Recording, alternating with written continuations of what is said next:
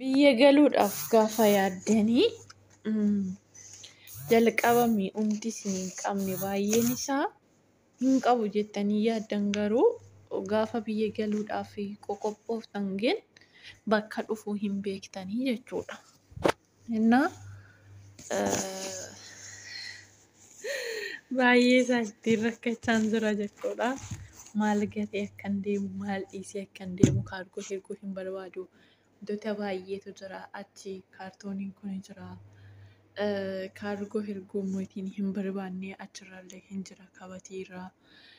Bakka isa wanta inni fuudhee deemuu fi wanta inni dhiisee deemu ilaalan jira isiniin jedha. Isaayyuu warroonni deemsa barbaaddanii karaa Keeniyaarraan gaariidha jedhanii maatiin koo yoo waaqayyo na gargaare shaanxaa 3 Keeniyaarraan fudhatanii deemuu dandeessu jedhanii isheen kun shaanxaa kiiloo 10 duwwaadha jechuudha. Isaan kun garuu gurguddaadha yookaan Keeniyaarraan naa kutan shaanxaa tokko itti dabalee bituun kiyyaan oolu kiiloo 23 jedhanii shaanxaa kiyya ammoo gurguddaadha kiiloo 35 jechuudha. Isumaayyuu baay'ee ulfaata jechuudha amma. Asumaan amma maalan godha beektu nan qannasa jedheetan jechuudha. Asirraas nan hir'isaa achirraas nan hir'isaa. Yoo shantaa bitees bitee yoo shantaa bituu baadhee mootiin asumatti hangataa jechuudha.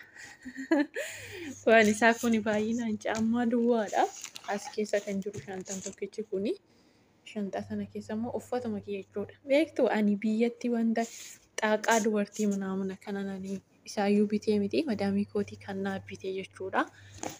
Kennaa yeroo isheen naa kennite manaamuna miinimmaatiidhaafan bitee yaa fira koo yaa habaluu koo jedhee yaade tokkollee akka hin jirre isinitti hima jechuudha.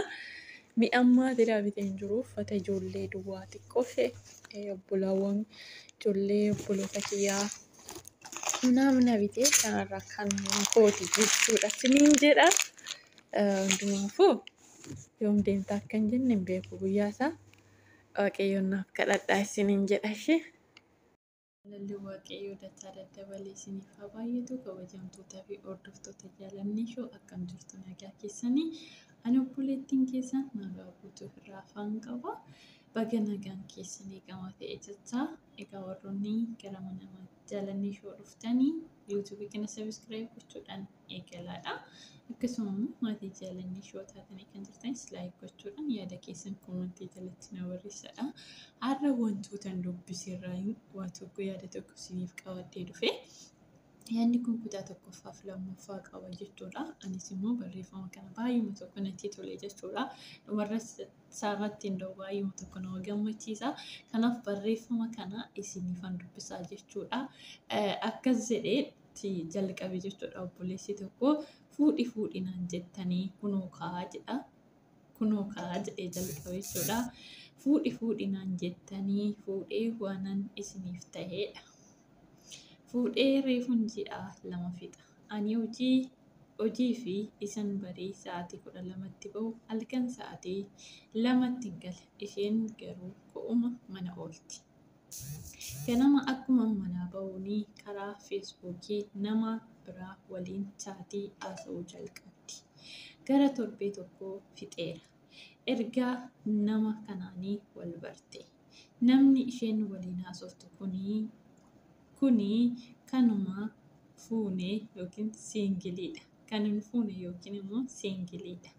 Nama kana waliin akka wal arganii fi bashannanaa guyyaa 3 fi gara hawaasaa akka deeman walii galan. Sana dura garuu namni kun qarshii tiraanispoortii fi kan ittiin bashannanan qarshii 10,000 akka isarratti ergitu gaafate. Isheenis tole ittiin jette. Amma dubbiin hunduu isa waliin dhumeera.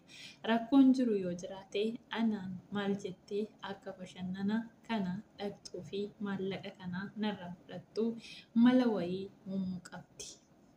Mala kanas akkatti qindeeffatte. Galgala gaafan hojii koo oolee galuu dumbusheen koo sireerra teessee boossi. Maal taate maaloo maaltu bade jedheen gaafadhe naatti himuu didde. Akkan dhiphadhuufis maal bareedduu koo maaltu uumame maaloo natti himi jedhe. akaakayyuu kootuu baay'ee dhukkubsataa jira. Otoon hin du'inii arguun qaba jedhee waa'ee koo yaada jedhan. Biraazariitu natti bilbile. Kanaaf gara biyyaa galuun barbaade naan jette. Qarshii immoo homaayyuu hin qabu naan jette. Maal rakkoo qabaree dhaqiitii dubbisi haa. Anaafoo haalli hojii yeroo naaf hin laatu malee si waliin deemuuniyyuu si wajjin hin deemayyuu ittiin jedhe. Dafee qaqqabuun qaba. Konkolaataa lafuun yoon deemee guyyaa tokkotti achi hin gahu. Xiyyaaran deemuun qaba. Qarshii 15,000 ol na barbaachisa naan jette. Rakkoo hin qabu ani siif jira jedheen. Mindaa koo dheengadda fudhadheetti dabaleen qarshii 15,000 dabarseef. Galatoomi naan jettee na hammattee na dhungatte. Gaafan si argadhe ani carra qabeettiin ta'ee naaf jiraadhu jette. Natti maramte. Ganna dhiisuu didde. Rakkoo hin qabu kan koo jechuun kan keetii yoo jennaanin anis. Yeruma sana gadi baatee gurbaadhaan akkaawuntii buukii akka erguuf gaafatte. Innis qilleensuma irratti ergeef. Isheenis 10,000 ammuma dabarsiteef 5,000 immoo hambifattee ol deebite. Halkan sun bari'ee ganama ani hojii kootti qajeele. Kunoo amma gaafan mana galuu shaanxaa sirreeffattee rifeensi hojjetamee hunduu xumurameera. Mushurruma boru heeruma dhaqxuu fakkaatteetti. Boru ganama Finfinneerraa gara Hawaasaatti imalli itti fufuuf sa'aatiin lakkaa'amaa jirti. Chaatiidhaan gurbaa waliin eessatti akka wal eeganiif meeqatti akka wal argan waliif galaniiru. Garuu akaakayyuunis hin dhukkubsan. Gurbaan isheen birrii narraa fudhattee dabarsiteefis anumaadha. Feek akkaawuntii maqaa sobaatiin nama biraa fakkaadheen itti haasa'e. Akkaawuntii herreega baankii immoo kanuma hiriyaa kootiin kenneef. Kan itti haasa'e ana. Qarshiin immoo hiriyaa koo irratti ga'e.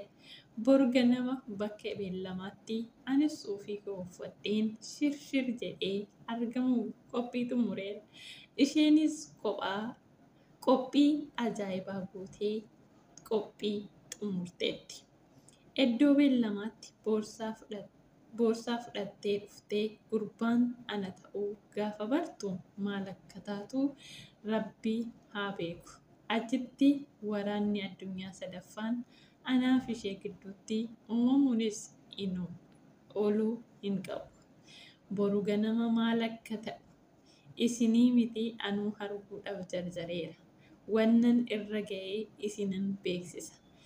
Isin malee maalan qabaree waa'ini nagaan nu haa oolchu. Sheerii guddaadha. Gooftaan haa eebbifamu. Dhugaa dubbachuu fi barreeffamni kun baay'uma tokko na kofalchiisee ture jechuudha. Yeroo baay'ee gaa'ela keessatti dubartoonnis ta'ee warroonni dhiiraa wanti akkasii kan raawwatan jiru dhugaa dubbachuu fi keessattuu karaa diraamaadhaan arginillee waan akkanaa jechuudha yeroo tokko keessa.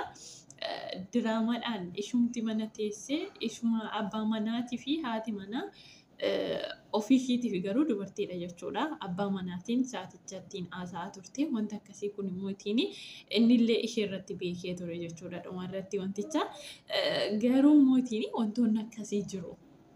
Oguma dubbachuu fi wanti akkanaa kun jira jechuudha. Keessattuu amma yeroo ammaa kana keessa dhuma isaa yoo argitan immoo baay'uma tokko nama gammachiisa jechuudha. Nama sin gaddisiisa, nama sin gammachiisa jechuudha. Kanaaf warroonni wanta akkasii gootan baay'ee jechuudha. Miidhaallee qabanti kuni jechuudha. Abbaan manaa tokko gaafa akkas godhu haadha manaa isaa sana dafeetillee deeffachuu akka qabudha barreeffama kanarraa kan hojjete jiru dhuma isaa irratti. dogoggorri kun uumame innis dogoggora akka qabu isheenis dogoggora akka qabdudha. Kanaaf itti fufasanii jechuun jaaladha. Warroonni mootiin wanta akkasii gochaa jirtan amanamummaan iddoo olaanaa qabaa jechuudha. Abbaa manaa fi haadha manaa jechuun qaama tokkodha. Qaamni tokko immoo lama ta'uu hin danda'u. Abbaa manaa ofii shawwadanii immoo namoota biroo wajjin wal arguu jechuun waan biraadha. Akka amantaa keenyatti hin eeyyamuus jechuudha. Amantaan kamiyyuu hin eeyyamu waan akkanaa. Kanaaf amanamummaa waliif qabaachuun gaariidha dhaamsa kootiidha. Kutaa lammaffaa isaa itti fufaa gooftaan immoo isin eebbisu eebbifamaadha. Viidiyoo jalqaba irratti isiniif hojjedheen ture.